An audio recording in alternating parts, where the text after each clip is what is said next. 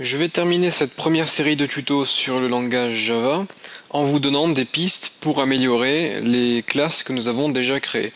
Donc dans cette vidéo, je ne vais pas vraiment faire de programmation, je vais juste vous donner les algorithmes qu'il faudra que vous mettiez en place afin de créer quelque chose de mieux que ce que nous avons pour le moment. Donc ce que je fais, c'est que je vais créer une nouvelle classe que je vais appeler amélioration. Et dans cette classe, je vais simplement mettre un commentaire et vous dire ce qu'il vous reste à faire pour terminer ces classes.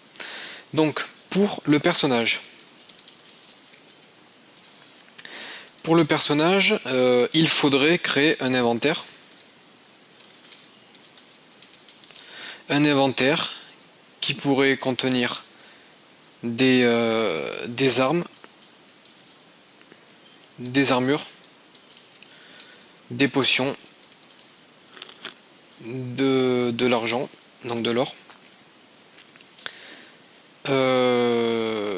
Donc voilà pour notre personnage.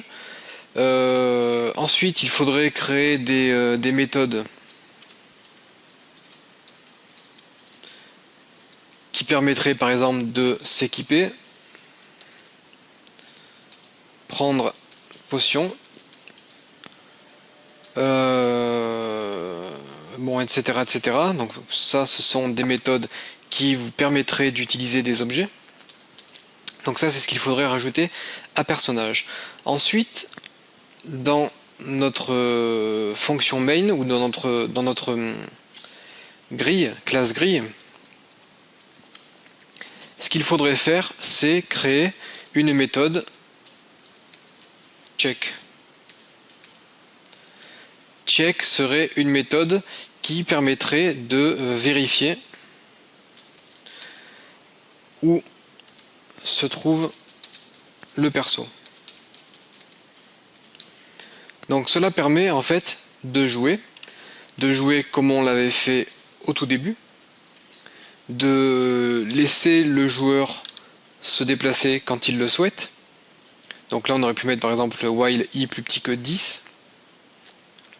Le joueur se déplace où il souhaite et une fois que le mouvement a été appliqué, donc une fois qu'on a utilisé la méthode déplacer, donc je vais le marquer ici, après usage de la méthode déplacer, eh bien ce qu'il faut faire, c'est faire un check qui permet de vérifier si il faut déclencher une action. Par exemple, la méthode check permettrait de tester si on se trouve sur un monstre. À ce moment-là, on déclenche un combat. Si on se trouve sur un objet, à ce moment-là, on fait une méthode aléatoire qui nous donne un objet, soit une arme, soit de l'or, etc. Et cette méthode check pourrait tester si on se trouve sur d'autres types d'objets. Donc en fait, tout ceci, tout ce qui correspond au combat par exemple, on pourrait l'enlever et on pourrait simplement dire si le personnage se déplace vers le bas, à ce moment-là on appelle la méthode check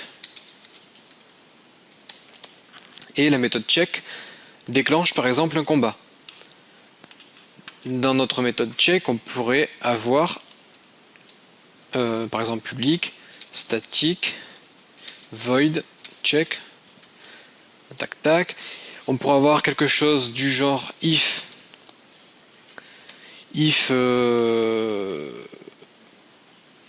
comment on pourrait dire, on pourrait créer un attribut case actuelle égale à m. Donc case actuelle, c'est la dernière case sur laquelle on a marché. Alors à ce moment-là, on écrit algorithme du combat. Else if case actuelle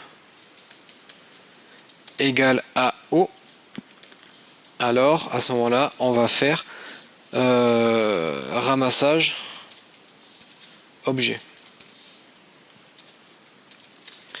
Donc voilà pour cette méthode check qui permet de vérifier si on se trouve sur quelque chose, s'il faut déclencher une action ou pas. Et ensuite vous faites else return, donc si jamais on est sur une case vide, à ce moment là il ne se passe rien, du coup le check ne fait rien du tout et on peut continuer et demander à nouveau au joueur s'il veut se déplacer.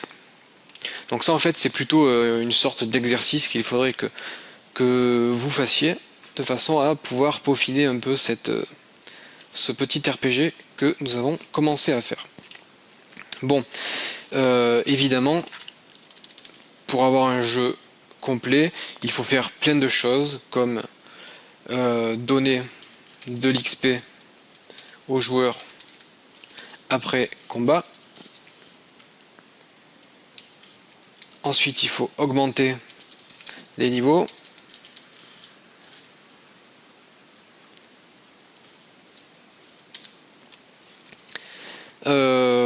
Il faut créer plusieurs types de monstres, il faudrait créer des donjons, etc., etc.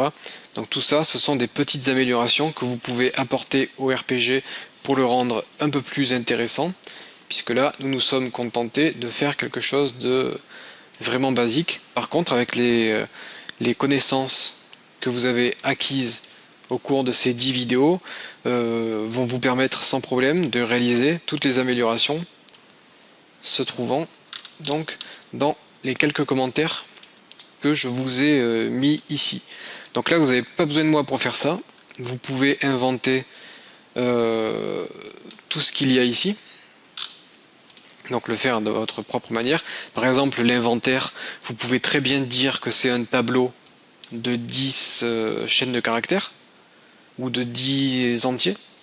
Vous pouvez dire que 1 c'est égal à épée, 2 c'est égal à bouclier, et dans votre tableau qui correspond à votre inventaire, vous mettez que des zéros, c'est-à-dire l'inventaire vide, et lorsque vous ramassez un objet, vous créez une fonction qui ramasse aléatoirement un objet, donc qui vous renvoie un chiffre. Si cette fonction vous renvoie un 1, ça veut dire que vous avez ramassé une épée, et vous n'avez plus qu'à mettre un 1 dans la première case du tableau, et cela signifie que vous allez avoir une épée dans la première case du tableau. Donc voilà comment vous pouvez procéder. Ensuite, vous pouvez créer une méthode afficher inventaire. Cette méthode retournerait tout ce qui est contenu dans votre tableau de façon à ce que vous puissiez savoir ce que vous avez sur vous et ce que vous pouvez utiliser, etc. etc. Et voilà, donc voilà à peu près ce que vous pouvez faire pour un peu améliorer ce petit jeu.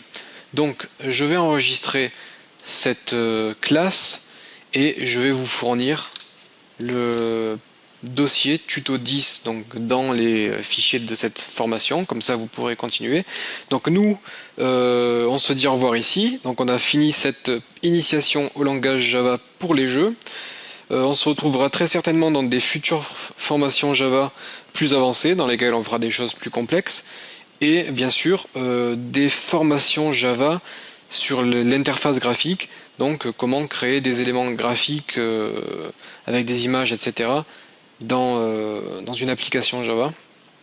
Donc ça sera pour un peu plus tard. Et bien sûr vous pouvez retrouver des formations dans tout autre type de langage pour créer des jeux donc avec des langages différents du langage Java. Donc j'espère que vous aurez appris pas mal de choses et on se retrouve sur creationjeu.com.